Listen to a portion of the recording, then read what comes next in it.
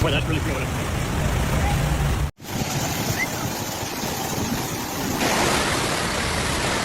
California is heading into Christmas week, not with calm skies, but with streets turning into rivers and rescue boats replacing holiday lights. At least one person has already died in the north, and the worst of the storm hasn't even arrived yet. Over the weekend before December 22nd, heavy rain slammed into Northern California, hitting places like Redding with several inches of rain in just a short time. Roads went underwater, cars stalled out in fast-moving water, and emergency crews had to pull drivers and residents out of flooded areas. One motorist in Redding called 911 while trapped in a car that was filling with water. Later, officials confirmed that the driver did not survive, making this the first known death in this storm sequence. While the north was struggling with flooding, forecasters were already warning that this was only the beginning. The National Weather Service and research teams at UC San Diego said a stronger storm system over the Pacific was lining up behind the first one.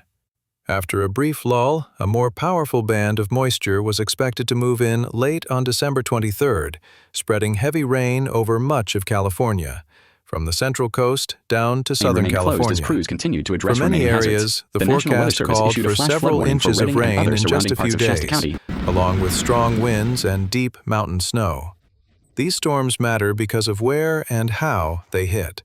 Hillsides that burned in recent wildfires can no longer soak up rain the way healthy soil does, so water, mud, and rocks can rush downhill like wet concrete. People living below those burn scars around Los Angeles and other parts of the state face a real risk of mudslides and debris flows if rain falls too hard, too fast. In the Sierra Nevada, feet of new snow on top of wind and ice threaten to close major passes, cut off mountain communities, and create whiteout driving conditions right in the heart of the holiday travel rush. State leaders are treating this like a true emergency. Governor Gavin Newsom announced that California is taking early, coordinated action to protect communities before the worst storms hit. He ordered the state's emergency operations into 24-hour mode and told agencies to move people and equipment into place ahead of time. Fire engines, swift water rescue teams, heavy machinery, and helicopters have been pre-deployed in key counties so they can respond quickly when calls start coming in. California's Emergency Office, Cal OES, is working closely with local governments to monitor flood-prone neighborhoods and burned hillsides. The California National Guard is on standby with aircraft and high-water vehicles to reach isolated areas if roads wash out. On the roads, Caltrans has more than 1,700 maintenance workers and about 1,300 pieces of snow-clearing equipment ready in the Sierra, plus thousands of tons of salt and materials staged at over 70 locations around the state. The goal is simple: keep key highways open as long as it is safe, and close them quickly when it is not. Scientists tracking the storm say this is a multi-round event, not a one-day problem. One strong surge of rain has already hit the north. A second, stronger wave is expected to hit much of the state starting late December 23rd. And a third round of wet, windy weather could arrive right after that. For families in California, especially older adults and those with health or mobility issues, the timing is tough. This is happening exactly when people most want to be on the road, in the air, or gathered in crowded homes for the holidays. In short, by December 22nd, California is only in the early chapters of this story. A man in Redding has already lost his life. Neighborhoods are soaked, and emergency crews are stretched thin. But forecasters are clear that the bigger test is still ahead. The coming days will decide how much damage this storm series will leave behind, and how many people will be forced out of their homes, change their holiday plans, or fight to stay safe. What started as a bad weekend in Northern California quickly grew into a statewide threat. As floodwaters in Redding slowly began to drop, millions of people farther south were being told to pack a bag, watch the sky, and be ready to leave at a moment's notice. Until 10:45 p.m. Sunday, high-risk warning for flash flooding was issued for parts of Southern California, the highest level the Weather Prediction Center can give, meaning this was not just another winter storm, but the kind of event that causes most of the flood damage and deaths in the U.S. each year. The focus shifted from Shasta County to the Los Angeles area. Forecasters said mountains and foothills around LA, San Bernardino, and Santa Barbara could see a month's worth of rain in just a couple of days. That kind of rain is dangerous anywhere, but it is especially risky on slopes burned by wildfires. In those places, soil can act more like pavement than a sponge, sending water rushing downhill, carrying mud, rocks, and tree trunks straight toward homes built below. Officials warned that once the heaviest band of rain arrived, mudslides and debris flows could move so fast that people would not have time to escape if they waited too long. Because of that, Los Angeles County ordered evacuations and warnings for hundreds of homes. Maps released by county officials showed clusters of red and orange zones on steep hillsides and canyon roads, neighborhoods that people had watched burn in past fire seasons, now at risk of collapsing under torrents of mud. Deputies went door to door at 383 properties, urging residents to leave while the roads were still clear. For many older adults and families with children, it meant packing up medication, documents, and a few treasured belongings, and driving away from homes they had just finished repairing after past disasters. In Northern California, the story was already brutally real.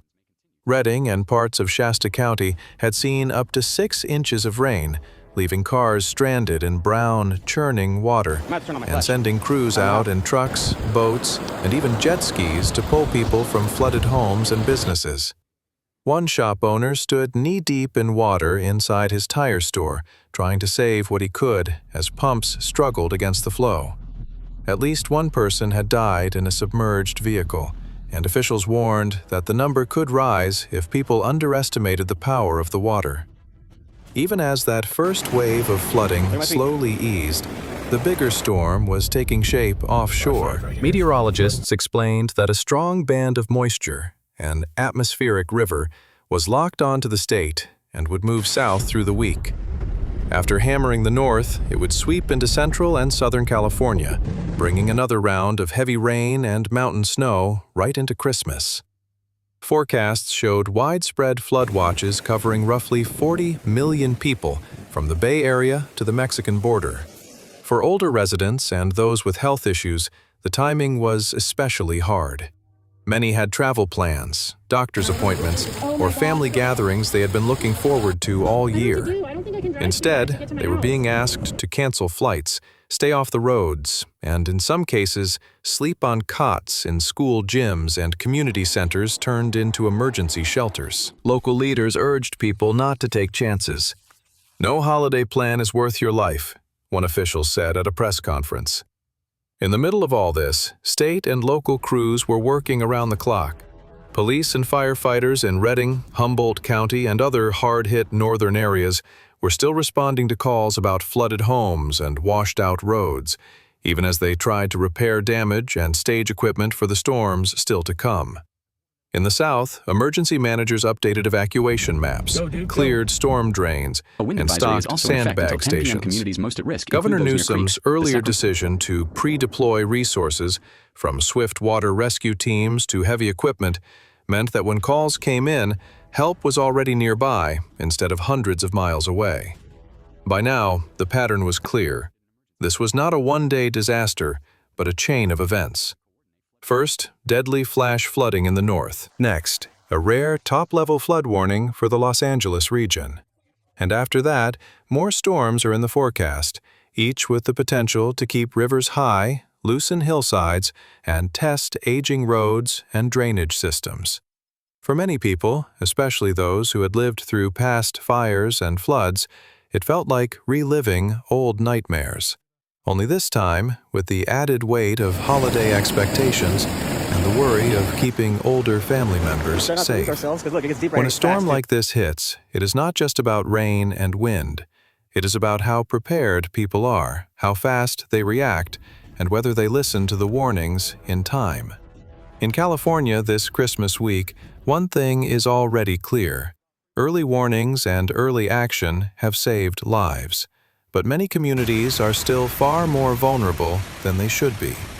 One lesson is that big disasters often start with small decisions. In Redding, one driver tried to make it through rising water and never made it home. In Southern California, officials are now telling people flat out, turn around, don't drown. Just 30 to 60 centimeters of moving water can sweep a car off the road. For older adults who may have slower reaction times or limited mobility, getting stuck in a flooded car or on a stairway with water rushing in can be especially dangerous. The simplest choice, staying off the road when floods are expected, can be the one that keeps you alive. Another lesson is that past disasters don't really stay in the past. Neighborhoods that burned in fires a year or two ago are now the same places under evacuation for mudslides and debris flows. Families who just finished rebuilding are being told to pack up again. This storm shows that fires, floods, and landslides are part of the same story. When hillsides lose trees and plants, they lose their grip on the soil. When a powerful storm arrives, the ground lets go. It is hard, but people who live below burned slopes need to think long-term about whether it is safe to stay there as these storms become more common. There is also a lesson about trust.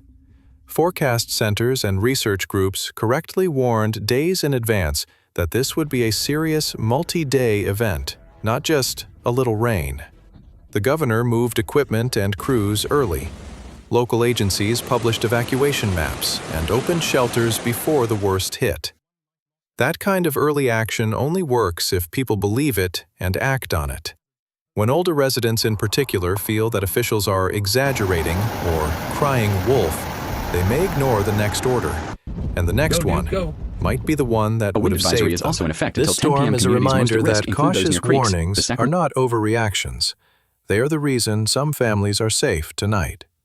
For your core 55-plus audience in the U.S., especially those in or connected to California, the main takeaway should be simple, practical steps, not fear. Here are clear recommendations you can share and repeat often in your videos. Electricity before a storm. Trusted sources, the National Weather Service website or app, county emergency pages, and official social media from local government, not random posts. Keep a small go bag ready. IDs, key papers, medications, glasses, a list of phone numbers, a battery-powered or hand-crank radio, phone charger, a bottle of water, and some snacks. Walk with family. Decide in advance where you will go if you have to leave quickly, and who will drive if you do not feel safe driving yourself when heavy rain or flood warnings are issued. Stilting off the road unless it is truly necessary. If you must drive, avoid underpasses, low-lying streets, and any place where you cannot see the pavement under the water. One wrong turn into a flooded dip can be deadly. Tell your neighborhood to evacuate. Go early. Do not wait for the rain to hit. Leaving in daylight on dry or lightly wet roads is far safer than trying to escape in the dark with water and mud coming down the hill. If you're in a risk zone, below a burned hill, near a creek, in a low area, move valuables and important items to higher shelves or the second floor if you have one. Sleep in a room where you can hear alerts and watch outside conditions. If you hear unusual cracking, rushing water, or see mud and rocks coming down, move to higher ground immediately and call 911 if you can do so safely. After the storm passes. Escalating. Do not walk or drive through areas where you cannot see the ground. Holes, open manholes, or weakened pavement may be hidden under muddy water. Watch for official updates about water safety, road closures, and new storms coming in behind the first one. Multi-day events like this often bring problems in waves, not all at once. For many older viewers, the most important message is this: you are not overreacting if you leave early, cancel a trip, or ask family for help during a storm like this. California's Christmas storm of 2025 is a powerful reminder that the smartest move is often the simplest one. Listen to clear warnings, act early, and put safety above convenience or holiday plans. That is how you protect yourself, your family, and your community when the rain just won't stop.